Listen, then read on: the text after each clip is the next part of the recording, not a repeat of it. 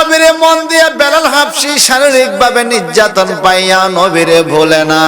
আবার উমাইয়া কি করলেন, হযরতে বেলালের দেহটাকে ঘোড়ার পিছনে দড়ি দিয়া বাঁধা এইবার পাগলা ঘোড়ারে ছাইরা দিল। ঘোড়া লাফ দিয়ে একবার টিলার উপরে উঠে আবার টিলার থেকে লাফাইয়া নামে। হযরতে বেলাল বাড়ি খায়, পাথরে পাথরে আঘাতে আঘাতে বাড়ি খায়। পুরা ক্ষত বিক্ষত শরীর রক্তাক্ত, মরুভূমিতে রক্ত আর রক্ত। আর ঘোড়াটা লাফ দিয়ে একবার পাহাড়ে উঠে আবার নামে। এই দিকে মালিকে মজা করে, আজকে মোহাম্মদের নাম চিরদিনের মতো বুলাইয়া দেব। বেলাল কয়, মালিক আপনি আমার দেহের মালিক কিন্তু মনের মালিক না। আমি আমার মন দিয়া দিছি নবী মোহাম্মদ রে, যারে মন দিলে ঠগে না, যারে মন দিলেই জিতে। ঠিক কিনা বলেন? ওই নবীজিকে মন দিয়েছেন। আবার চাবুকের আঘাতে আঘাতে হযরতে বেলাল হাবশীকে একদম রক্তাক্ত করে অজ্ঞান করে ফেলে দিল। এই নির্মম অত্যাচার, নির্মম নির্যাতনের খবরটা আমার নবীজির কাছে পৌঁছে গেল। হযরত আবু বকর সিদ্দিক রাদিয়াল্লাহু তাআলা খবরটা পাইলেন। ওনার ঘরের মধ্যে টাকা পয়সা কিন্তু বেশি নাই, তবুও মুসলমানের কষ্ট আরেক মুসলমানে পাইতে হয়। ঠিক কিনা? একটা চোখ ব্যথা হইলে পুরা শরীর ব্যথা। আমার নবী বলছে, একজন মুসলমানের কষ্ট হলে সারা পৃথিবীর মুসলমান এটারে কষ্ট ভোগ করতে হবে, নিজের কষ্ট মনে করতে হবে। হযরতে বেলালকে আবু বকর সিদ্দিক নিজের সম্পত্তি যা ছিল কিছু টাকা পয়সা লইয়া হাওলাত বরাত কইরা উমাইয়ার কাছে যায়। হযরতে বেলালকে উমাইয়ার থেকে মুক্ত কইরা এই রক্তাক্ত দেহ আমার নবীর কাছে আইনা হাজির করছে। আমার নবী বেলালরে দেখা চোখ মোবারকের পানি ছেড়ে কেঁদে দিয়েছে। আল্লাহ গো নবী গো, আপনার যে উম্মতের জন্য আপনার চোখ মোবারকের পানি বাইর হইয়া গেছে, আমি তার ইজ্জত দেওয়ার মতো দেব। আমার আল্লাহ পাক বলেন, ইন্না আকরামাকুম ইনদাল্লাহি আতকাকুম, তোমাদের মধ্যে ওই মানুষটা সবচাইতে দামি যার অন্তরে আল্লাহর ভয় যত বেশি আছে। হযরতে বেলালকে এত বেশি নির্যাতন করেছে, এত আঘাতের পরে আঘাত করেছে, তবু ঈমান ছাড়ে নাই, নবীর মহব্বত নবীর প্রেম ছাড়ে নাই। আল্লাহ পাকের কি কুদরত, নবীজির কি দয়া, যেই বেলালকে সমাজের কেউ পছন্দ করত না, যেই বেলালকে কোনো নারীরা পর্যন্ত দেখলে বিয়ে করতে রাজি হতো না, এমন হাবশী বংশের ছেলে, কালো কালো কালো চেহারাওয়ালা উঁচা লম্বা পুরুষ, আমার নবীজি এই পুরুষটাকে নবীজির মহব্বতের কারণে মসজিদে নববীর মুয়াজ্জিন বানায়া সবচাইতে বেশি ইজ্জতওয়ালা মানুষ বানায়া দিল। مولاي صل وسلم دائما ابدا على حبيبك। বাজান রে, রাত্র বানাইছে আল্লাহ, দিনও বানাইছে আল্লাহ। ঠিক কিনা বলেন? রাত্রের ইবাদতের দাম কত বেশি হাদিস শরীফের মধ্যে পাওয়া যায়। কাল কিয়ামতের ময়দানে যখন কিয়ামত শুরু হয়ে যাবে, হিসাব নিকাশ শুরু হওয়ার আগেই আল্লাহ পাক কিছু লোকের বাছাই করে করে বলবে, যাও তোমরা জান্নাতে চলে যাও। এখনো হিসাব শুরু হয় নাই, এখনো আমলনামা হাতে দেয় নাই, মানুষদেরকে জান্নাতে চলে যাওয়ার কথা বলে। ফেরেশতারা বলবে, আল্লাহ এই লোকগুলো কারা গো? এত স্পেশাল লোক কোথায় থেকে আসলো? ও আল্লাহ, জান্নাতে নিয়ে যাওয়ার জন্য বলতেছেন মাওলা, কেন? কারণটা কি? ওগো আল্লাহ, একটু দয়া করে মায়া করে বলেন, এই লোকটা কেনই বা জান্নাত পাইলো হিসাবের আগে? হিসাব তো এখনো শুরু হয় নাই, হিসাবের আগে কেমনে জান্নাত পাইয়া গেল? আল্লাহ বলবে, তোমরা জানো না, এই লোকটা আরামের ঘুমকে হারাম করে রাত্র জাগ্রত থেকে ইবাদত করেছে, রাত্রিবেলা তাহাজ্জুদের নামাজ পড়ছে, কোরআন তেলাওয়াত করছে, নফল ইবাদত রাতটা সে জাগ্রত ছিল, রাত্রিবেলায় পিঠটাকে মাটিতে লাগায় নাই। এই জন্য আমি আল্লাহ তাকে হিসাবের আগেই জান্নাতে দিয়ে দিলাম। আরো জোরে কোন, আরো মায়া করে কোন। আমার ভাইয়ারা বন্ধুরা, বলেন জান্নাত চাই কি চাই না? আওয়াজ দিয়া বলেন। আল্লাহ পাক কোরআন শরীফে বলেন, ওয়ালিমান খাফা মাকামা রাব্বিহি জান্নাতান فبأي آلاء ربكما تكذبان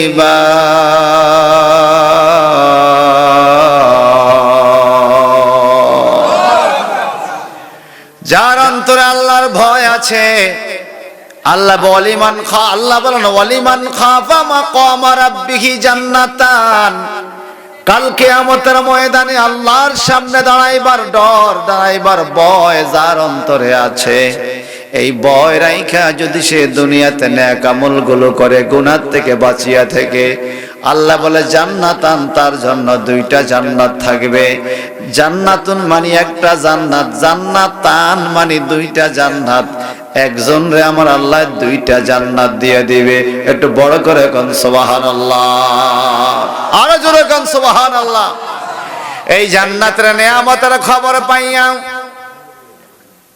জান্নাতের নিয়ামতের খবর পাইয়া কিছু মানুষ মুসলমান হয়ে গেল কিছু মানুষ কাফের রইয়া গেল আমার নবীজি ইসলাম প্রচার শুরু করে দিলেন মক্কা থাকা অবস্থায় একজন মহিলা দুষ্ট মহিলা আমার নবীকে তাবিজ করলেন বান মারলেন নবীজিকে তাবিজ করে বশ করার চেষ্টা করলেন মনে রাখবেন জাদুর মাধ্যমে যদি কেউ তাবিজ করে এই তাবিজে কিন্তু মানুষের ক্ষতিও হয় কি না হয় না হয় না তাবিজে মানুষের ক্ষতি হয় বান মারলে মানুষের ক্ষতি হয় কুফরি কালাম কইরা তাবিজ করলেও মানুষের ক্ষতি হয় আমার আপনার নবীকেও কিন্তু তাবিজ করছে এক মহিলায় নবীকে হত্যা করার জন্য নাউজুবিল্লাহ কোন আল্লাহর হাবিবের পুরা শরীরের মধ্যে 11 জায়গায় ব্যথা শুরু হয়ে গেছে 11 জায়গায় 11 পয়েন্টে ব্যথা নবী আমার সোজা হয়ে হাঁটতে পারেন না অনেক ব্যথা আল্লাহ পাক বলে ও জিবরাইল আমার বন্ধুর কাছে যাও বন্ধুর শরীরের ব্যথা ভালো করে দিতে হবে এই ব্যথা সাধারণ ব্যথা নয় নবীজিকে তাবিজ করছে নবীজিকে বান মারছে নবীজিকে হটে একজন মহিলা চুলের মধ্যে 11টা গিরা দিয়া চুলের মধ্যে 11টা গিরা দিয়া নবীজির চিরুনি দিয়া মাথা চুলতেন মাথার চুলগুলি ভাঁজ করতেন নবীজির চিরুনির কয়েকটা দাঁত কেমনে কেমনে মহিলা চুরি কইরা সরাইয়া নবীজির চিরুনির দাঁত দিয়া আর একটা চুলের মধ্যে 11টা গিরা দিয়া আল্লাহর হাবিবকে তাবিজ করে ওই তাবিজটাকে মক্কার একটা গভীর কুয়ার মধ্যে একটা পাথর দিয়া চাপা দিয়া পানির নিচে রাইখা দিছে নির্দিষ্ট ডেট দিছে এত দিনের মধ্যে মুহাম্মদ ইন্তেকাল হয়ে যাবে আল্লাহর হাবিবের শরীরে 11 জায়গায় ব্যথা গিরা দিছে কয়টা জোরে কোন আওয়াজ দিয়া কোন গিরা দিছে 11টা ব্যথাও 11 জায়গায় আল্লাহু আকবার কোন গিরা দিছে 11টা ব্যথাও 11 জায়গায় এখন আমার নবীজি ব্যথায় সইতে পারে না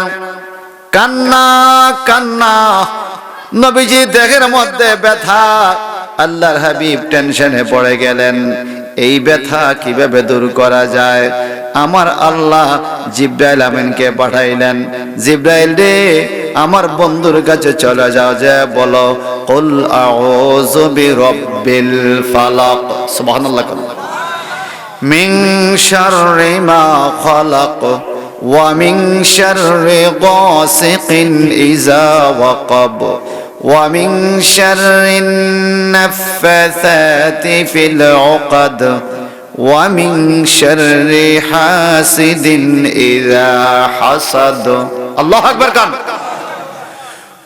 আমার নবী এই 11টা সূরা ফালাকের মধ্যে রয়েছে 5টি আয়াত সূরা নাসের মধ্যে রয়েছে 6টা আয়াত সূরা ফালাক এবং নাস একত্রে নাজিল হইছে সুবহানাল্লাহ কোন এই 5টা আর 6টা 11টা আয়াত নবী যখন তেলাওয়াত শুরু করলেন, একটা আয়াত পড়ে এক জায়গার ব্যথা ভালো হয়ে যায়, আরেকটি আয়াত পড়ে আরেক জায়গার ব্যথা ভালো হয়ে যায়। যারা শুনতে পাইতেছেন বন্ধুরা, যদি শরীরের মধ্যে ব্যথা অনুভব হয়, নিজের উপরে কোন জিনভূতের আসরের সম্ভাবনা থাকে, কোন তাবিজ তুমানের সম্ভাবনা থাকে, কোন কবিরাজের বাড়িতে যাওয়ার দরকার নাই বাজান। ওযু কইরা 2 রাকাত নফল নামাজ পড়া নামাজের বিছানায় বসে বসে কুল আউযু রাব্বিল ফালাক আল কুল আউযু রাব্বিন নাস এই 11টা আয়াত পড়া আপনার পুরা শরীরে হাতের মধ্যে ফু দিয়া পুরা শরীরের মধ্যে মুছিয়ে দিবেন, আপনার উপর থেকে বালা মুসিবতের তাবিজের বেজালটা অনেক দূর হয়ে যাবে। কবিরাজি হে দিয়ে গেলাম, কি গো কবিরাজি শিখিয়ে দিয়ে গেলাম বিনা পয়সায়। আমি কিন্তু আবার কবিরাজি করি না, কবিরাজি আমি সবাই সব কাজ করে লইব কেন, একজন একটা করে খাইব, কবিরাজি করি না, আপনাদেরকে শিখিয়ে দিয়ে গেলাম।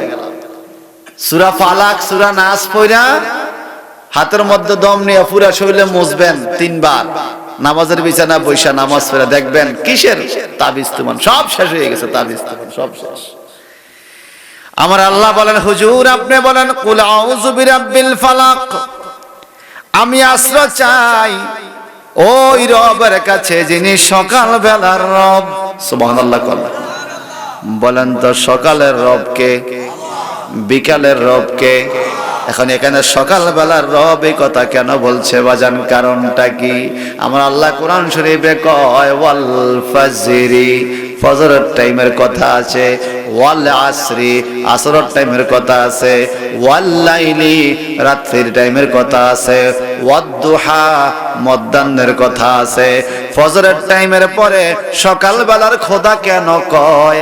আমার নবীজি বলেন, ও আল্লাহর বান্দারা রে, রাতের অন্ধকার দেখছো, শুকরিয়া আদায় করো, সকালের আলো দেখার আশা করিও না।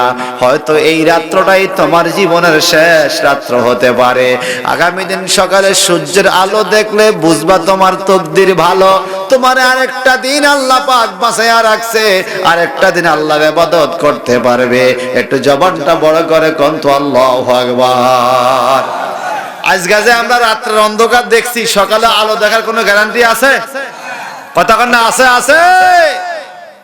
আর আজরাইল আসিয়া যেই দিন হস্তে দিবে দড়ি, আজরাইল আসিয়া যেই দিন হস্তে দিবে দড়ি, সেই দিন আমার মন ভাই করবে দৌড়া দৌড়ি, আমি জানিলাম না গো আল্লাহ মরণের কত দিন বাকি, আমার মরণের কত দিন বাকি, আমি জানিলাম না গো আল্লাহ মরণের কত দিন বাকি। এটা বলবেন, বলেন না, আপনারা কি জানেননি মরণের কত দিন বাকি?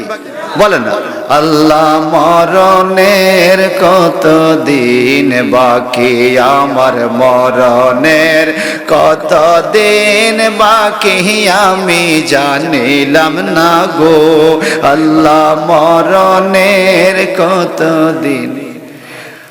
আর হায়াত হইল হাতে, হায়রে মরণ হইল পায়ে, হায়াত হইল হাতে, হায়রে মরণ হইল পায়ে, যেই জায়গায় যার মরণ লেখা সেই জায়গায় সে মরে, ঠিক কিনা? যেই জায়গায় যার মরণ লেখা সেই জায়গায় সে মরে, আমি জানিলাম না গো আল্লাহ মরণের কত দিন বাকি, আমার মরণের কত দিন বাকি, আমি জানিলাম না গো আল্লাহ মরণের কত দিন বাকি, আমার মরণের জীবনের কতদিন বাকি আমি জানিলাম না গো আল্লাহ মরণের কতদিন বাকি আল্লাহ কোথায় মরণ রাখবে কেউ জানি না আগামী দিন সকালের সূর্যের আলো যদি দেখতে পাই বুঝতে হবে আল্লাহ পাক একটা দিন অন্তত আমার হায়াত দিছে এই দিনটাকেও আল্লাহর ইবাদতের মধ্যে কাজে লাগাইতে হবে ঠিক কিনা বলে আওয়াজ দিয়া কর না ঠিক কিনা কিন্তু আমাদের মধ্যে অনেক লোক আছে বাজান রাত্রে নিয়ত করে আলাই সকালে ফজরের নামাজ পড়তাম না শোয়ার টাইমে নিয়ত করে শুইছে ফজর পড়তো না আছে কিনা জোরে কন 9টা 10টা পর্যন্ত ঘুম যায় যারা ফজর আবার ঘুম আমি এগোকে বাদাইম মিয়া আপনারা আগইল অন ফজর আবার যারা ঘুমে এরা কি বাদাইম মিয়া ফজরের থেকে 7টা 8টা পর্যন্ত এক বদলার কাম হয়ে যায় হয় না যেদিন দেখবেন ফজরের পর আপনি 2-3 ঘন্টা ঘুমাইছেন দেখবেন সারা দিনের কাম শেষ কামের আর বরকত নাই স্পষ্ট হাদিস নবীজি বলেছেন আসরের পরে মাগরিব আসর থেকে মাগরিব ঘুমাইও না ফজরের পরেও ঘুমাইও না কাজের বরকত কমে যাবে কাজের বরকত পাওয়া যায় না ফজরের নামাজের পরে দেখেন আপনি কত বরকত হয় কাজের সাংসারিক কাজগুলো সকালে অনেক কাজ ঠিক কি না যার যার সংসারে তার মতো করে কাজের অভাব নাই কাজ করলে কাজের অভাব নাই আর ঘুমাইয়া থাকলে কাজ পড়ে রয়েছে আপনি শুধু ঘুমাইছেন আর ঘুমাইছেন এই জন্য বাজার একটা দিন পাইলে বরকত আমার আল্লাহ নবীজিকে বলেন নবী গো কুল আউযু বিরাব্বিল ফালাক বলেন আমি আশ্রয় চাই সকাল বেলার রবের কাছে যিনি আসমানের মালিক ওই আসমানের মালিক আল্লাহর কাছে আমি আশ্রয় চাই এই আয়াত যখন নবী বললেন এক জায়গার ব্যথা কমে গেল সুবহানাল্লাহ মানে তাবিজ করছে কয় গিরা এক আয়াতে এক গিরা শেষ মিন শাররি মা খলাক সুবহানাল্লাহ তিনি যা কিছু সৃষ্টি করছেন মানুষের ক্ষতিকারক বিষয় ওগুলোর থেকে আশ্রয় চাই আরেকটা পয়েন্টের ব্যথা ভালো হয়ে গেছে ওয়া মিন শাররি গাসিকিন ইযা ওয়াকাব আল্লাহ পাক বলেন আর অন্ধকার রাতের অনিষ্ট থেকে আমি আল্লাহর কাছে আশ্রয় চাই আল্লাহ পাক রাত্রটা যত গভীর হয় অনিষ্টের মাত্রাও কিন্তু মানুষের বাড়ে আপনারা জানেন কিনা জানি না বাজান দিনের বেলা মানুষ চলে রাত্রে বেলা জিনভূতেরা চলে জিনভূতরা রাত্রে বেলা রাস্তাঘাটে হাঁটাহাঁটি করে ওনাদেরকে রাত্রে চলার কথা বলছে আর দিনের বেলা মানুষকে চলার কথা বলছে মাগরিবের আজানটা দিলে এই জন্য দেখবেন আগের দিনের মা বোনরা বলে আজানের টাইম হইছে বাচ্চাটা কোন দিকে গেল রে আজানের টাইমে বাইরে থাইস না কথা কোন ঠিক কিনা মাগরিবের আজানটা দিলে জিনভূতরা গাছের মাথার থেকে হো হো হো কইয়া রাস্তা নামে তো মাঝে মাঝে দুই একটা সামনে পড়লে বাড়ি বুড়ি চাপা চুপা মারে কথা কয় না এই জন্য বাজার খবরদার দিনে চলবে মানুষের রাত্রে চলবে জিনে এটা আল্লাহ হুকুম দিয়া দিছে রাত্রে বেলা একা একা চলার চাইতে দুই একজন লগে রাখা ভালো ঠিক কিনা রাত্রে হাঁটতে গেলে দেখবেন লাগে যে হিসি দিকে আইয়ে কথা কন না হিসে তাকায় দেখ কেউ নাই শুধু আইয়ে আসলে কেউ নাই কারণ কি জানেন আমরা তো দেখি না কাউকে জিনেরা তো আমাদের সাথে দেখা দেয় না কথা বুঝেন না আমরা জিনদেরকে দেখি না জিনেরা আমাদেরকে দেখে এই মাহফিলেও জিন আছে আপনারা জানেন একজন ছেলে পৃথিবীতে একজন ছেলে মেয়ে জন্ম হলে একটা মানুষের শিশু হইলে 10টা জিনের সন্তান হয় 10 জন জিনের সন্তান পৃথিবীতে মানুষের চেয়ে জিনের সংখ্যা অনেক বেশি জিনেরা মানুষের ক্ষতি করে না ওরা ভালো মানুষের ক্ষতি করে না মানুষও তো মানুষের ক্ষতি করে না ঠিক কি না এর মধ্যে মানুষের মধ্যে দুই আল্লাহ অন্ধকার রাতের অনিষ্ট থেকে আমি তোমার কাছে আশ্রয় চাই আল্লাহর নবী একদিন মসজিদে নববীতে নামাজ পড়তে যাইতেছেন তাকে দেখে দুষ্ট শয়তান মসজিদের দরজার মধ্যে হাত দিয়ে দাঁড়ায় রইছে মানুষে তার বগলের তলে দিয়ে মসজিদে যায় পাবলিক তো আর শয়তান দেখে না আমার নবী শয়তানরেও দেখতো। আল্লাহু আকবার কর। নবী শয়তানরে ধরছে, হুজুর হুজুর হুজুর ছাইরা দেন হুজুর, জীবন আইতাম না আপনার মসজিদে, আজকে আইছস কা হুজুর? আইছিলাম, একটা মানুষ নামাজ পড়ে মসজিদে, তা ধোঁকা দেওয়ার লাগে আইছিলাম। সত্য করে বলেন তো, নামাজের মতো দাঁড়াইলে উল্টা পাল্টা কিছু কথা মনে হয়নি? ওরে 6 বছর লাগে আজ এই কথা মনে হয় না, নামাজে খাইলে সেইটা মনে হয়। এটা হাদিস শরীফে আছে। শয়তানে এগুলো মনে করা দেয়। কে কে? শয়তানে মনে করা দেয়। ভাইজান বন্ধুরা আমার, আল্লাহর হাবিব বলে আজকে কেন আইছো? ধোঁকা দিতে ধোঁকা দিছনি? কয় পারি নাই। বলে কেন? বলে একটা মূর্খ মানুষ নামাজ পড়ে, আমি চাইছিলাম তারে ধোঁকা দিব, উকি দিয়ে দেখি মসজিদের আরেক কোনায় ওমর ফারুক বইয়া রয়েছে, এই ডরে ঢুকি নাই। সুবহানাল্লাহ। বেগুনে কর, আরো জোরে কর। ওমর ফারুককে দেইখা ডরে ঢুকে নাই। সুবহানাল্লাহ সুবহানাল্লাহ। বারা বন্ধুরা আমার, আমার নবী কয় তোরে ছাইরা তুমি একটা কথা কইয়া যা। কি কথা? জিন ভূত ফেতনি আর তুই শয়তান রে দৌড়াইবার ওষুধটা কি? কোন ওষুধে তো করে দৌড়ান যাইব? মুসলমানের কাছে তোরা থাকবি না। হুজুর কইতাম না, না কইলে তোরা আজকে ছাড়তাম না। হুজুর তাইলে কইয়া যায় কি? আল্লাহু লা ইলাহা ইল্লা হুয়াল হাইয়ুল কাইয়্যুম লা তা'খুযুহু সিনাতুন ওয়ালা নাওম লাহু মা ফিস সামাওয়াতি ওয়া মা ফিল আরদ মান যাল্লাযী ইয়াশফা'ু ইনদাহু ইল্লা বিইজনি ইয়ালামু মা বাইনা আইদিহিম ওয়া মা খালফাহুম। আল্লাহু আকবার কোন। এখানে এটার নাম হলো আয়াতুল কুরসি। আয়াতুল কুরসি বললে আমি আর কাছে থাকবো না। এই জন্য বাজান সব সময় আয়াতুল কুরসি পড়া শরীরে ফু দিবেন। রাত্রে ঘুমাইতে যাইতো আয়াতুল কুরসি পড়া ফু দিবেন। দিনের বেলা হাঁটতে যাইতে আয়াতুল কুরসি পড়া ফু দিবেন। রাত্রে একা একা চলতে গেলে যদি ভয় লাগে আয়াতুল কুরসি পড়া শরীরে ফু দিবেন। দেখবেন আপনার কোনো ক্ষতি হবে না। ডরাইয়া ডুরে হইলো বাইতে আইতে হেরবেন। কথা বুঝুন না? ক্ষতি কেউ করবে না, কিন্তু মনের মধ্যে একটা কি থাকবো না জানি কোন দিকে গাইয়ে ফাঁকিয়ে গাছের মধ্যে হাত লড়া দিছে, এতে দিছে দৌড়। ফাঁকিয়ে কি দিছে? ফাতা হাতে দিছে। কিতাও কয় কিতা জানি, আসলে ছায়াতে ফাঁকি। এরকম ডরাই না বাড়ি আসেনি রে। আবার কিছু মানুষ দেখবেন ভয় পায় না, ওরে বাপরে এত কবরস্থানে বই থাকতে সাহসী মানুষ আছে কিনা কন? ভাইজান বন্ধুরা আমার, তাহলে আপনারা বলেন এই দোয়া দুরুজগুলো শিক্ষা দেখা দরকার আছে কিনা কন? ছোট ছোট বাচ্চারা দেখবেন দুধের শিশুরা রাত্রেবেলা হঠাৎ করে স্যাবড়া দেয়, আসেনি? অথবা দিনেও ঘুমের মধ্যে স্যাবড়া দেয়। মাদেরকে বলবো ওযু কইরা আয়াতুল কুরসি পড়ে গায়ে ফু দিবেন, সূরা ফালাক সূরা ইখলাস পড়ে গায়ে ফু দিবেন। কোন কবিরাজের বাইত নেওয়ার দরকার নাই, আপনার কবিরাজি আপনি নিজেই করতে পারবেন। কোরআন শরীফের আয়াত আল্লাহ পাক এত মর্যাদা দিয়েছে, এত বরকত দিয়েছে। এই কোরআনুল কারীমের আয়াতগুলো পরে পরে ফু দিলে আল্লাহ পাক বালা মুসিবত থেকে ছোট বাচ্চাদেরকে হেফাজত করে। একটু জবানটা বড় করে কোন সুবহানাল্লাহ।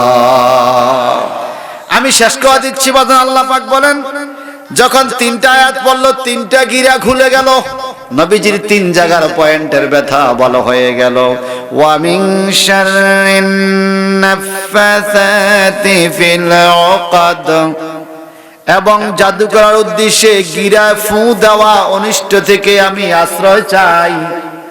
উকাদ ফিল উকাদ মানে গিরা দেওয়া, চুলের মধ্যে গিরা ফু দেওয়া, অনিষ্ট থেকে আমি আশ্রয় চাই। এই আয়াত যখন পড়বেন কোন তুমান আপনার ক্ষতি করতে পারবে না। আমার ভাইজান নবীজির 4 জায়গার ব্যথা শেষ। ওয়া মিন শাররি হাসিদিন ইযা হাসাদ। আমার আল্লাহ বলেন নবী এইভাবে বলেন, হিংসুকদের অনিষ্ট থেকে। যখন মানুষ আমার বিরুদ্ধে হিংসা করে, তাদের অনিষ্ট থেকে আল্লাহ তুমি আমাকে হেফাজত করো। দেখবেন হিংসা করেন নাই, হিংসায় করবে, আপনার কোনো ক্ষতি করতে পারবে। আমাদের সমাজে হিংসুক আসেনি? জোরে কন। ওই বাটার পোলা বিদেশ গেছে, হাতে হিংসা জলি পড়ে, তো তুই ওকে ভাড়া, তোর মানা করছে কি? তুই ওকে ভাড়া। মনে রাখবেন, হিংসা করলে নিজের ক্ষতি হয়। কি হয়? আগুনের মধ্যে লাকড়ি দিলে লাকড়ি যেরকম ছাই হয়ে যায়, কারণ তোর হিংসা থাকলে এরকম আমলগুলো নষ্ট হয়ে যায়। এই জন্য মনে হিংসা রাখবেন না। বলবেন যে আল্লাহ তার ছেলে বিদেশ গেছে, আর গানে আমার পরিচিত লোক ফাঁসের লোক ভালো থাকলে আমি খুশি, নিজের না থাক ফাঁসের বাড়ির লোকের তো আছে, বিপদ আপদ হলে করি কুলে খাইতে এরকম কথা কন, ঠিক কিনা? আর আমাকে তো কি শিরুলো জানেননি, ওই বাদাম তুলি একবার বিল্ডিং উঠেছে এতে, আরে বাপরে বাপ, আল্লাহ হিতারে দিছে রে, কথা কন না। হ্যাঁ নাই রে, এই যে একটা আমার নাই রে কইছে, নিজের হার্টের ক্ষতি ছাড়া উপকার। এই বেটার 20 তলা নিউ সারা লাভ কি? আর শ্বাস বাড়ায় লাভ আছে? বরং শান্তি কোথায় জানেন? যার 20 তলা, মাশাআল্লাহ, আল্লাহ তুমি তারে 20 তলা দিছো, মাশাআল্লাহ। আপনার তো টিনের ঘর, আপনি নজর দিবেন রেল স্টেশনের গরিবের দিকে, আপনি নজর দিবেন ট্রেন স্টেশনের ফলিতেনের ঘরের দিকে। আল্লাহ তোমার কাছে শুকরিয়া, আমার তো একটা টিনের ঘর দিছ, ওই বেচারার তো ফলিতিনের ঘর, তার থেকে তুমি আমার অনেক ভালো রাখছো, আলহামদুলিল্লাহ তার থেকে আমি ভালো আছি। এই কথা বললে দেখবেন আপনার মনে শান্তি আসবে। আসলে আল্লাহ এটাই চায়, কথা কোন ঠিক কিনা? সাহাবায়ে কেরাম একবার জানতে চাইলেন, হুজুর সবচেয়ে ধনী মানুষকে, পৃথিবীতে সবচেয়ে ধনী মানুষকে? আল্লাহর হাবিব বললেন, আল্লাহ যারে যা দিছে ওই পাওয়ার উপরে যে খুশি সে সবচেয়ে ধনী। বুঝেন নাই? আল্লাহ যা দিছে ওই জিনিসের উপরে যে খুশি সে সবচেয়ে ধনী। একটু জবান খোলা কর, আমার আল্লাহ যা দিছে, আমি সবসময় বলি আল্লাহ এটা পাওয়ার যোগ্য আমি ছিলাম না, এটা আমি পাওয়ার কথা না, তুমি আমারে বেশি দিছো, আমি এত পাওয়ার কথা না, আল্লাহ আমি খুশি। আপনারা নিজ জায়গা থেকে বলেন তো, আল্লাহ যেই হালে রাখছে, যে অবস্থা রাখছে, আল্লাহর উপর খুশি নি? আপনি ধনী, আপনি কি ধনী? আর যে তার 5 কোটি আছে, সেটার অভাব আরো 5 কোটি, কথা কন না? তার অভাব আরো, যে তার 50 টাকা আছে, সেটা আলু 350 গ্রাম কিনে 1 কেজি তো পাইতো না, কেন 350 গ্রাম? আচ্ছা সালম্বরে খেবে, আর খেলে আলু দেন, খানার টাইমে আলু দেন, কিনলে একে গোস্ত আর আলুর দাম তো সমান, এটা বাসি আল্লাহ নাই।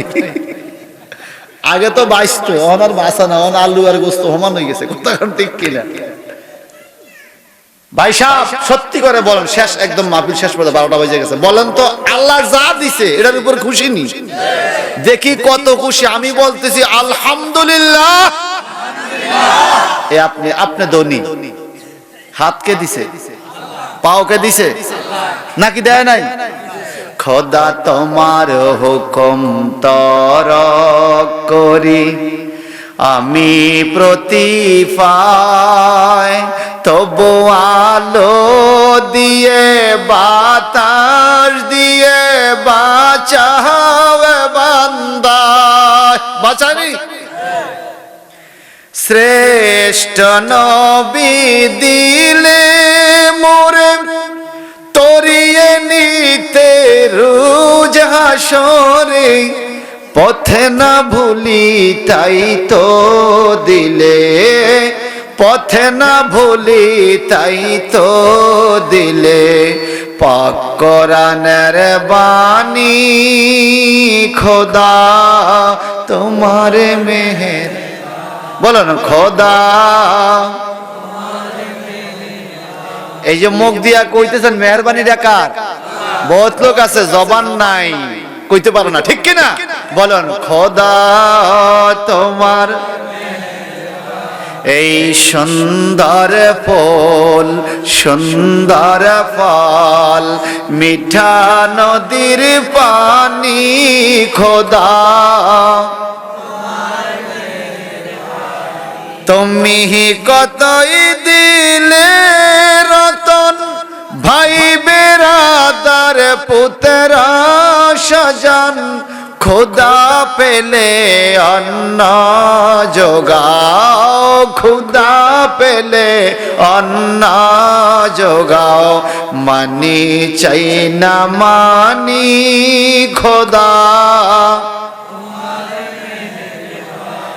খোদা তোমার মেঘের এই সুন্দর ফুল সুন্দর ফল মিঠা নদীর পানি খোদা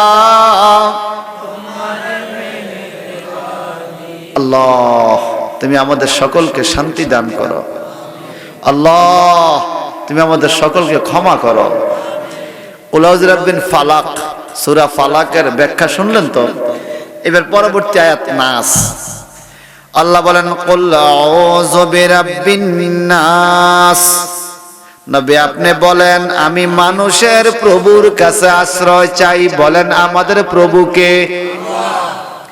এই কথা বলতে দেরি 6 নম্বর জায়গার ব্যথা ভালো সুবহানাল্লাহ মালিকিন নাস আল্লাহ আমি মানুষের বাদশা মানুষের অধিপতি কে ওই আল্লাহর কাছে আশ্রয় চাই ইলাহিন নাস ও আল্লাহ আমি মানুষের প্রভু ইলাহার কাছে আশ্রয় চাই মিন শাররিল ওয়াসওয়াসিল খান্নাস যে নিজেকে লুকিয়ে রেখে বারবার এসে কুমন্ত্রণা দেয় তার থেকে আশ্রয় চাই খুব খেয়াল করেন যে নিজেকে লুকিয়ে রেখে কোন লোক আপনারা তাবিজ করলে কইবনি আইতরো তাবিজ করছি নিজের লুকিয়ে রাখে এটা আরবিতে বলে মিন শাররিল ওয়াসওয়াসিল খান্নাস আল্লাহ যে নিজেকে গোপন রাইখা আমার তাবিজ তুমান কইরা ক্ষতি করতে চায় আল্লাহ তার থেকে আমি তোমার কাছে আশ্রয় চাই আল্লাযী ওয়াসওয়িসু ফি সুদুরিন নাস আল্লাহ যে মানুষের অন্তরে কুমন্ত্রণা দেয় এমন লোক এমন শয়তান থেকে তোমার কাছে আশ্রয় চাই মিনাল জিন্নাতি ওয়ান নাস আল্লাহু আকবার আল্লাহ এই ক্ষতি জিন জাতির থেকে হোক আর মানুষের জাতির থেকে হোক জিন জাতি শয়তান মানুষের জাতি শয়তান যারা মানুষের অন্তরে কুমন্ত্রণা দেয়াদের থেকে আশ্রয় চাই এইবার 6টা আয়াত সূরা ফালাকে 5টি আয়াত সূরা নাসে 6টি আয়াত 5 এ 6 11 নম্বর আয়াত 11টা আয়াত পড়তে দেরি রে আল্লাহর হাবিবের শরীরের 11 পয়েন্টের ব্যথা ভালো হয়ে গেছে তাবিজ করছে মহিলা কে এখন তাবিজটা কোথায় আমার নবী আলীকে বলে আলী তাবিজটা বাইর করতে হবে আগের দিনে আপনারা কবিরাজ দিয়া তাবিজ তুলতেননি কথা কয় না তাবিজ বাইর করতে হবে আমার মনে আছে আমাদের বাড়িতে এক লোক তাবিজ তুলছে কবিরাজ দিয়া চুলার মধ্যে যেই চুলা বাতরান দে চুলার ভিতরে এক হাত মাটির নিচে তাবিজ কবে সোরাইয়ানো আইলো এগো চুলা খাতা করলো এখন চুলার মধ্যে আগুন দেয় আর রুগী হেন দিকে লাফায় কথা বুঝেন না গরম মানে শরীরে বাঁচে না তাবিজ কোন যে চুলার আনতে নিজের ঘরে চুলা এক হাত মাটির নিচে এবার চুলার মধ্যে বেড়ি আগুন দেয় বেড়ি জামাই হেন্দি চিল্লা কয় আগুন জ্বালাইস না কয় কিনলে এটা আগুন জ্বলে শরীর জ্বলে আশ্চর্য কি কথা এটা কেন হইলো জানি না পরে ঠিকই কবিরাজে আসি ওখান থেকে তাবিজ তুলছে তাহলে তাবিজ তোমার আসেনি ক্ষতি আসেনি আল্লাহ কোরআনে কয় আমার নবীরে পর্যন্ত তাবিজ করে বান মারে 11 পয়েন্টের ব্যথা এই মানুষগুলো ভালো না বাজান যারা মানুষের ক্ষতি করে এরা ভালো না কিছু টাকার জন্য মানুষ মাইরে ফেলে কথা কোন ঠিক কিনা আল্লাহর হাবিব কয় আলী রে এই তাবিজটা বাহির করতে হবে, চলো কোথায়? ওই পাশে কুয়ার ভিতরে আমার নয়, এবং সেখান থেকে তাবিজটা নিয়ে আসো।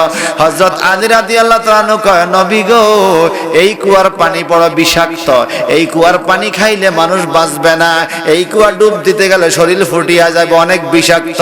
কিন্তু আপনি নবী যেহেতু কষ্ট হয় আপনাকে করা ওই তাবিজ যদি ওখানে থাকে আপনি কনফার্ম কইরা কোন তাইলে আমি ডুব দিব, জীবন থাক আর যাক আপনি নবীর প্রেমে আমি ডুব দিব। আমার নবীকে কনফার্ম আমাকে জিবরাইল আমিন খবর দিয়া গেছে ওই জায়গার মধ্যে তাবিজ। হযরত আলী রাদিয়াল্লাহু তাআলা আনহু দেরি না কইরা ওই কুয়ার ভিতরে ডুব দিয়া একটা পাথর পাইছে, পাথরটা সরাইয়া পাথরের নিচে তাবিজটা পাইছে। এই তাবিজ দিয়া উপরে উঠে আইসা আমার নবীর হাতের মধ্যে যখন তাবিজটা দিয়ে দিল, নবী আমার তাবিজটা ফিরাইয়া বাইঙ্গা দেখে ওই 11 গিরাওয়ালা চুল, আর নবী যেই মাথার চুল আশ্রাইতো দাঁড়িয়ে আশ্রাইতো ওই চিরুনির কয়েকটা দাঁত, এগুলো দিয়ে আল্লাহর নবীকে তুমান করছে, তাবিজ করছে, ধ্বংস করার চেষ্টা করছে। আমার আল্লাহ কোরআনুল কারিমে এই তাবিজের শক্তিকে ধ্বংস করার জন্য সূরা ফালাক সূরা নাস নাজিল করে দিয়েছে। কিয়ামত পর্যন্ত যত তাবিজের শক্তি থাকুক না কেন এই সূরা 11 আয়াত পড়লে সেই শক্তি ধ্বংস হয়ে যাবে। একটু চিৎকার দেখি বলা যাবে আল্লাহু আকবার। আরো জোরে কেন আল্লাহু আকবার। কি কষ্ট হইছে, খারাপ লাগছে, জানার ইচ্ছা ছিল কিনা, এটা জানি না ভালো হইছে কিনা। এখন গায়ের মধ্যে ফু দিতে পারবেন তো সবাই? আজকে এনতে যাইতে যাইতে হুমাইবেন কেন? শুধু শরীরের মধ্যে হয়ে তারপর বলে আইতেছি কোন জিন ভূত ফতে আইস না, আইলে আমি কুলে যাবেন ভালা খড়িগম, আইলে নাচ ফড়িগম, জিনে গেবো ভাই আল্লাহ দোয়াই তুই ফড়িস তো আমি যাই গিয়া। আল্লাহ তুমি হেফাজত করো, জোরে আমিন বলেন। ভাইজান বন্ধুরা, নবীর প্রেমের আশিক ছিলেন হযরতে বেলাল হাবশী রাদিয়াল্লাহু তাআলা। হযরতে বেলাল আল্লাহর নবী ইন্তেকালের পরে মদিনা শরীফে থাকতে চায় না, মদিনা থেকে বাইর হয়ে গেছে দীর্ঘ বছর পরে আবার মদিনা শরীফে আগমন করেছেন। আল্লাহর হাবিবের রওজা মুবারকের পাশে বসছে বেলাল, ছদ্মবেশে চেহারা ডাইকা গোপনে গোপনে আল্লাহ আল্লাহ আল্লাহ আল্লাহ ও আল্লাহ। একটা প্রেমের সুর দেন না বেলাল হাবশীর মতো, বেলাল হাবশীর মতো প্রেমের সুর। আল্লাহ আল্লাহ আল্লাহ আল্লাহ আল্লাহ আল্লাহ আল্লাহ আল্লাহ আল্লাহ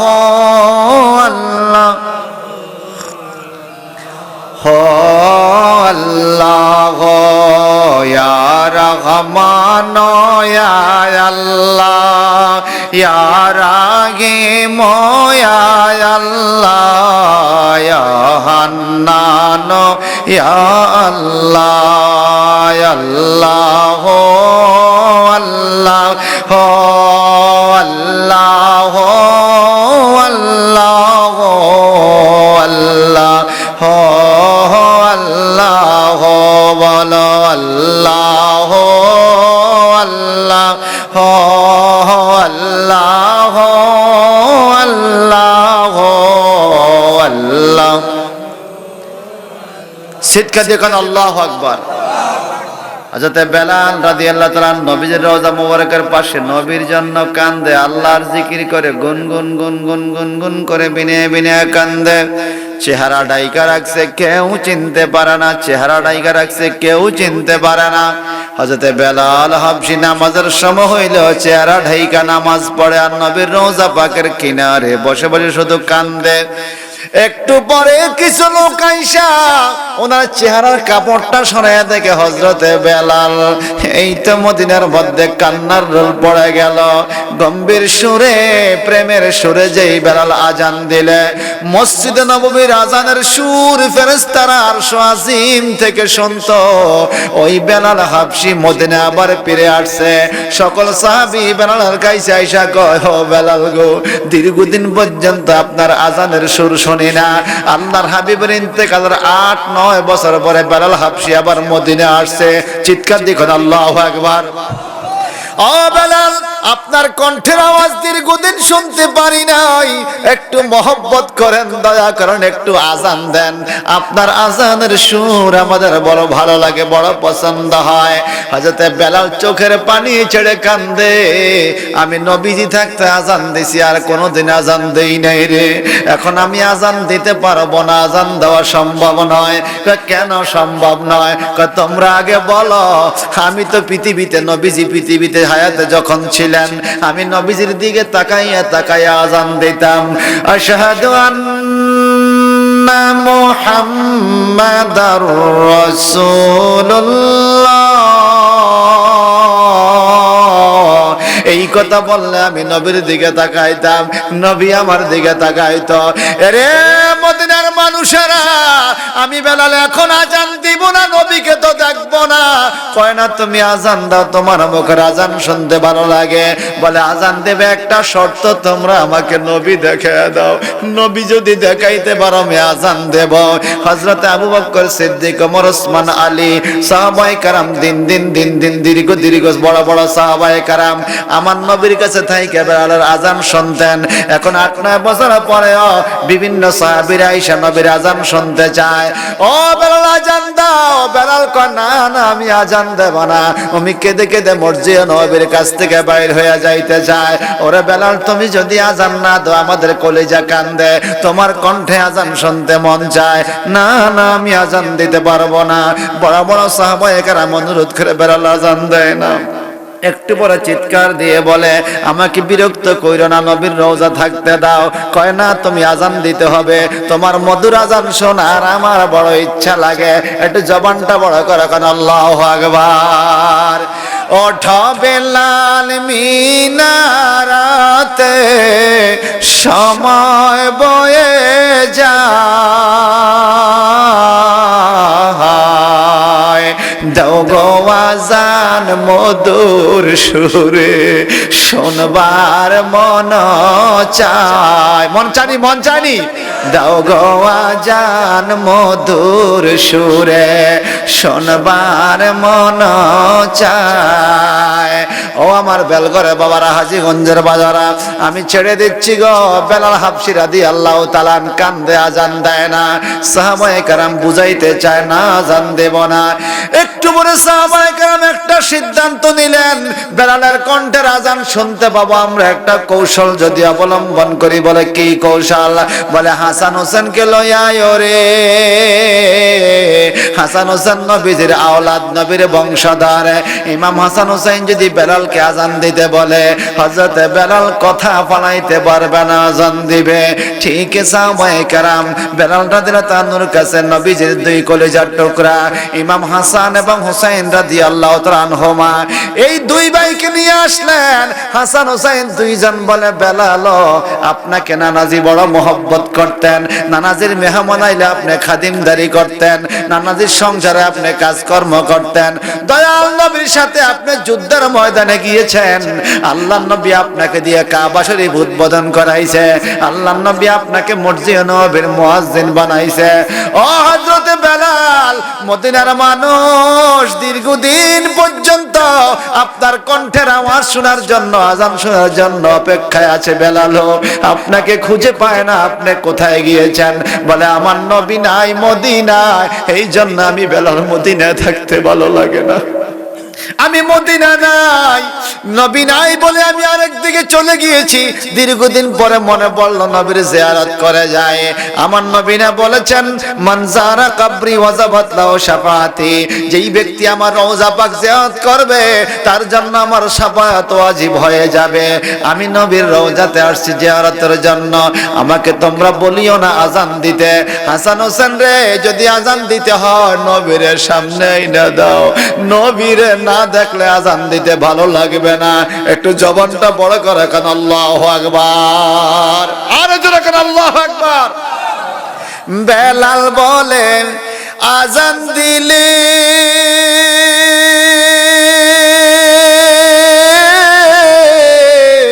কলিজায় মোরা আগুন জ্বলে।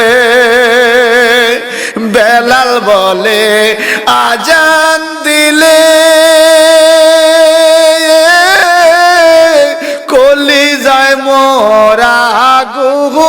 আগুন জ্বলে, কে শুনিবে আমার আযান, কে শুনিবে আমার আযান, নবী নাই দরায়। দাও গো আযান মধুর সুরে, শুনবার মন চায়। ওঠো বেলাল মিনারাতে, সময় বয়ে যায়। দাও গো আযান মধুর সুরে, শুনবার মনে চায়। অনেক বুঝাই বারবার হযরতে বেলাল হাবশী রাদিয়াল্লাহু তাআলা আযান দিতে রাজি হইলেন, কিন্তু মুখ দিয়ে আযান আসে না। ইমাম হাসান হুসাইনের অনুরোধে হযরতে বেলাল আযান দেওয়া শুরু করলেন। আল্লাহু আকবার, আল্লাহু আকবার, আশহাদু আল্লা ইলাহা ইল্লাল্লাহ, আশহাদু আল্লা ইলাহা ইল্লাল্লাহ, আশহাদু আন্না মুহাম্মাদ রাসূলুল্লাহ। আর বলতে পারেন না। নবীজির নাম মোবারক মুখের মধ্যে নিয়ে আর কথা বলতে পারে না। দাঁড়ানো অবস্থা বেলাল বসিয়া গেছে। আমার নবীজির নাম মোবারক নিছি, নবীরে তো দেখতে পাইলাম না। হযরতে বেলাল আমার নবীর প্রেমে, নবীর বিরহে বেহুশ অবস্থায় কান্দে আর কান্দি। এমন আশেক ছিল বেলাল হাবশী রাদিয়াল্লাহু তাআলা। তার মালিক তাকে বহু মারা মারছে, বহু আঘাত করছে বাজান। মালিকের নাম ছিল উমাইয়া, বেলাল ছিল কেনাকৃত দাস। এরে বেলাল, আমি যা বলি তা তুমি করতে বাধ্য, তুমি আমার কেনা গোলাম। ঠিক আছে মালিক বলেন। বলে মুহাম্মদের কাছে যাইস না, মুহাম্মদের কলমা চাইরা দে। হযরতে বেলাল হাবশী বলে, মালিক ও, আপনি আমার দেহটাকে কিনছেন টাকা পয়সা দিয়ে, মন কিন্তু কিনতে পারেন নাই। আপনি আমার দেহের মালিক, কিন্তু আমার মনের মালিক আমার নবী মুহাম্মদ রাসূলুল্লাহ। ও মালিক, আপনি যা কিছু দেহের সাথে করতে পারেন, আমার মনের উপরে আপনি জোর খাটাইতে পারবেন না। বলে না না, তোমার মনও আমাকে দিতে হবে। বলে এই মন একবার নবী মুহাম্মদকে দিয়া দিছি, ওখান থেকে মন ফিরে আসা সম্ভব না। হযরতে বেলাল রাদিয়াল্লাহু তাআলা আনহুর প্রতি তার মালিকের অমানবিক অত্যাচার, অমানবিক নির্যাতন, চাবুকের আঘাতে আঘাতে পুরা শরীরটা ক্ষত বিক্ষত হয়ে গেছে বেলালের। বেলাল বেহুশ অবস্থায় মরুভূমির মধ্যে পড়ে আছে। জিহ্বার মধ্যে কামড় দিয়েছি, জিহ্বার মধ্যে মাছি বসে, মনে হয় বেলাল মরে গেছে। উমাইয়া কথার চাইরা দে, আবার যদি হুঁশ আসে আবার তাকে কথা জিজ্ঞাসা করব। দীর্ঘক্ষণ পরে আবার যখন জ্ঞান হুঁশ ফিরে আসলো, এইবার উমাইয়াকে, বেলাল রে, তোর শরীরটা কত বিক্ষত হয়ে গেছে, পুরা শরীরে চাবুকের আঘাতে আঘাতে রক্ত জমে গেছে, তুই ক মুহাম্মদ রে বলতে পারছস নি? বেলাল কয়, মালিক ও, আপনি আমার দেহের মালিক, কিন্তু মনের মালিক না। এই মন দিয়া দিছি আমার নবীজিরে। জবান খুলে বলেন তো, নবীজিরে মন দিলে ঠগে না জিতে? পৃথিবীর মানুষকে মন দিলে ঠগার সম্ভাবনা আছে, কিন্তু নবীকে মন দিলে ঠগার কোনো সম্ভাবনা।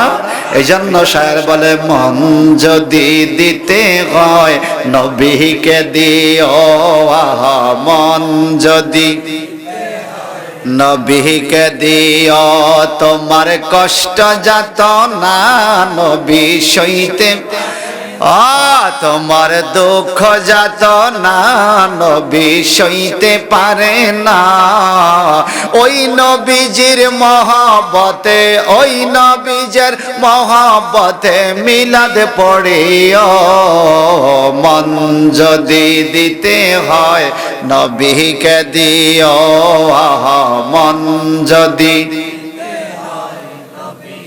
আরে মৌতের বিছানাতে কি যে যন্ত্রণা, সত সাগরের পানি দিল তৃষ্ণা মিটে না। ঠিক কিনা? আরে মৌতের বিছানাতে কি যে যন্ত্রণা, সাথে সাগরের পানি দিল তৃষ্ণা মিটে না। ওরে কাউসারের মালিক নবী, কাউসারের মালিক নবী, তাকে চিনিও। মন যদি দিতে হয়, বলেন মন যদি দিতে হয়, কে দিও তোমার কষ্ট যাত না, নবী সইতে পারে না তোমার দুঃখ যাত, যিনি সইতে পারে না। ওই নবীজির মহব্বতে, ওই নবীজির মহব্বতে দরদ পড়িও। মন যদি দিতে হয়, আহা মন যদি দিতে হয় নবী। হাসরের দিন যেদিন কায়েম হবে, ইয়া নফসি নফসি বলে কাঁদবে সকলে। হাসরের দিন যেদিন কায়েম হবে, ইয়া নফসি নফসি বলে কাঁদবে সকলে। ওরে সুপারিশের মালিক নবী, সুপারিশের মালিক নবী, তাকে বুঝিও। মন যদি দিতে হয়,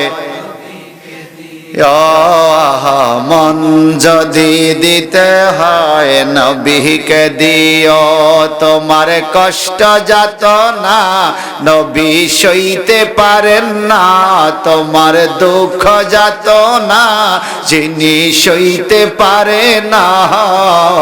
ওই নবীজির মহব্বতে, ওই নবীজির মহব্বতে মিলাদ পড়িও।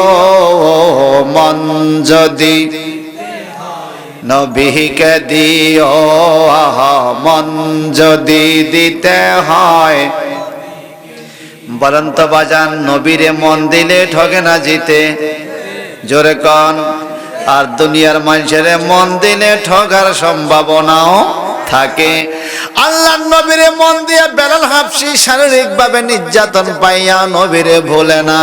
আবার উমাইয়া কি করলেন, হযরতে বেলালের দেহটাকে ঘোড়ার পিছনে দড়ি দিয়া বাঁধা এইবার পাগলা ঘোড়ারে ছাইরা দিল। ঘোড়া লাফ দিয়ে একবার টিলার উপরে উঠে আবার টিলার থেকে লাফাইয়া নামে। হযরতে বেলাল বাড়ি খায়, পাথরে পাথরে আঘাতে আঘাতে বাড়ি খায়। পুরা ক্ষত বিক্ষত শরীর রক্তাক্ত, মরুভূমিতে রক্ত আর রক্ত। আর ঘোড়াটা লাফ দিয়ে একবার পাহাড়ে উঠে আবার নামে। এই দিকে মালিকে মজা করে, আজকে মোহাম্মদের নাম চিরদিনের মতো বুলাইয়া দেব। বেলাল কয়, মালিক আপনি আমার দেহের মালিক কিন্তু মনের মালিক না। আমি আমার মন দিয়া দিছি নবী মোহাম্মদ রে, যারে মন দিলে ঠগে না, যারে মন দিলেই জিতে। ঠিক কিনা বলেন? ওই নবীজিকে মন দিয়েছেন, আবার চাবুকের আঘাতে আঘাতে হযরতে বেলাল হাবশীকে একদম রক্তাক্ত করে অজ্ঞান করে ফেলে দিল।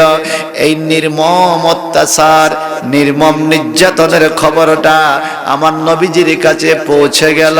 হযরত আবু বকর সিদ্দিক রাদিয়াল্লাহু তাআলা খবরটা পাইলেন। ওনার ঘরের মধ্যে টাকা পয়সা কিন্তু বেশি নাই, তবুও মুসলমানের কষ্ট আরেক মুসলমানে পাইতে হয়। ঠিক কিনা? একটা চোখ ব্যথা হইলে পুরা শরীর ব্যথা। আমার নবী বলছে, একজন মুসলমানের কষ্ট হলে সারা পৃথিবীর মুসলমান এটারে কষ্ট ভোগ করতে হবে, নিজের কষ্ট মনে করতে হবে। হযরতে বেলালকে আবু বকর সিদ্দিক নিজের সম্পত্তি যা ছিল কিছু টাকা পয়সা লইয়া হাওলাত বরাত কইরা উমাইয়ার কাছে যায়। হযরতে বেলালকে উমাইয়ার থেকে মুক্ত কইরা এই রক্তাক্ত দেহ আমার নবীর কাছে আইনা হাজির করছে। আমার নবী বেলালরে দেখা চোখ মোবারকের পানি ছেড়ে কেঁদে দিয়েছে। আল্লাহ গো নবী গো, আপনার যে উম্মতের জন্য আপনার চোখ মোবারকের পানি বাইর হইয়া গেছে, আমি তারে ইজ্জত দেওয়ার মতো দেব। আমার আল্লাহ পাক বলেন, ইন্না আকরামাকুম ইনদাল্লাহি আতকাকুম, তোমাদের মধ্যে ওই মানুষটা সবচাইতে দামি যার অন্তরে আল্লাহর ভয় যত বেশি আছে। হযরতে বেলালকে এত বেশি বেশি নির্যাতন করেছে, এত আঘাতের পরে আঘাত করেছে, তবু ঈমান ছাড়ে নাই, নবীর মহব্বত নবীর প্রেম ছাড়ে নাই।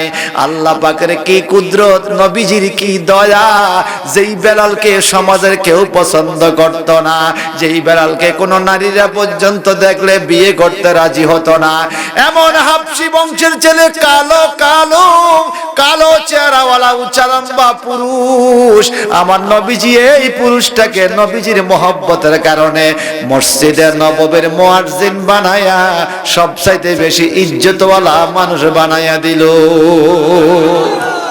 চিৎকার দিয়ে বল আল্লাহু আকবার। নবী আমার মেরাজে যখন গেছে, বেলাল হাবশীর জুতার আওয়াজ শুনতে পাইছে। আমার নবী মুস্কি মুস্কি বেলালকে হুজুর হাসেন দেই, আমি গেলাম বোরাকে, তুমি গেলা কেমনে? তুমিও তো দেখলাম জান্নাতের মধ্যে যখন আমি হাসতেছি, তুমি বেলালের জুতার আওয়াজ আমি শুনতে পাইছি। আপনারা বলেন আমার নবী কেমন নবী? কোন উম্মতের জুতার আওয়াজ কেমন এটাও বুঝে। কথা কোন ঠিক কিনা? সেই নবীর উম্মত হতে পারে আমরা খুশি না বেজার? আওয়াজ দিয়া কোন খুশি না বেজার? হযরত বেলাল হাবশীর সেই রক্ত মোবারকের খাতিরে আল্লাহ তুমি আমাদেরকে মাফ করে দাও। জোরে বল না আমিন। আর লম্বা করে কথা নয় বাজান, 12টা বেজে গেছে, মাহফিলটা ভালো লাগছে নি।